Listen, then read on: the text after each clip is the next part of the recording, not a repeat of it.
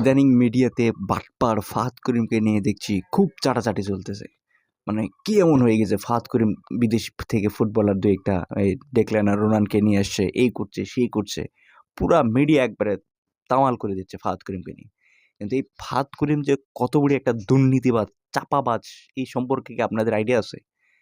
আমি কিছু নমুনা দেই যে ফাহাদ করিম কত বড় মানে এই নিজের একটা কমিশনখোর, ওকে এমনি কমিশন করিম বলা হয় না। ও নিজের মানে স্বার্থের কারণে বাংলাদেশ ফুটবলকে কত পরিমাণে ব্যবহার করেছে আপনাদের একটা সিম্পল নমুনা দিই।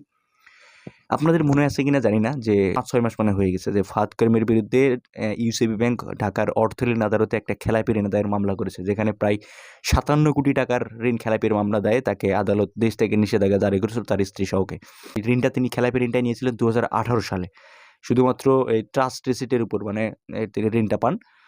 তো আপনারা দেখেন যে যখন ১ম ফাহাদ করিমকে নোটিশ জারি করে, বিষয়টা নিউজ পাবলিক হওয়ার আগে, যখন ১ম মামলা করে, মামলা হওয়ার পর ফাহাদ করিম যে বিষয়টা বাংলাদেশ ফুটবল ফেডারেশনকে ব্যবহার করছেন কিভাবে? তিনি মানে যখন তার বিরুদ্ধে আদালতে মামলাটা করে ইউসিবি ব্যাংক, হ্যাঁ? তারপরে তার ১.৫ মাসের মধ্যেই ফাহাদ করিম করছে কি? ইউসিবি ব্যাংককে বাংলাদেশ ফুটবল ফেডারেশনের অফিসিয়াল স্পন্সরশিপ বানিয়ে দিছে। মানে ১.৫ মাসের মাথায়। এরপর তো ওই যে ফাহাদ করিম আর খেলাপি ঋণের দায়িত্ব শুধুমাত্র ডেট নিতেই থাকে, ডেট নিতেই থাকে। এই ঋণগুলা তারা শোধ করে না। এগুলা সম্পূর্ণই বোনাস হিসেবে তারা পেয়েই যায়। বোনাস হিসেবে পেয়ে যায় বলতে এরা শোধ করেই না। এরা ডেট নিতে করে টাকাটা আত্মসাৎ করে ফেলে। সো এভাবে বাংলাদেশ ফুটবল ফেডারেশনকে তিনি ব্যবহার করেছেন।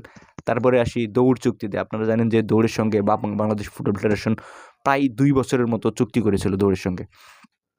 তো ১ বছর পর পর্যালোচনা হওয়ার কথা ছিল। গত ১১ ফেব্রুয়ারি না ১১ জানুয়ারি হয়তো ১ বছর পার হয়ে গেছে। এখন চলতেছে এপ্রিল মাস।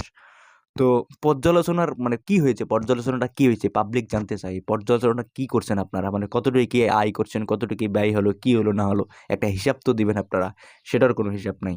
শুধুমাত্র বিদেশ থেকে ফুটবলার আনলে, অরিজিন ফুটবলার আনলে দেশের ফুটবল উন্নত হবে তা না। আপনি দেশের লিগের জন্য কি করছেন? আপনি ডিভিশন লিগেরগুলা কি করছেন? পাইনিয়র লিগ মনে হয় এখনো চালু হয় নাই। মানে কি তাহলে মানে উন্নয়ন কি? শুধুমাত্র বিদেশ থেকে ফুটবলার আনলে ফুটবল উন্নত হয়ে গেল? কখনোই না।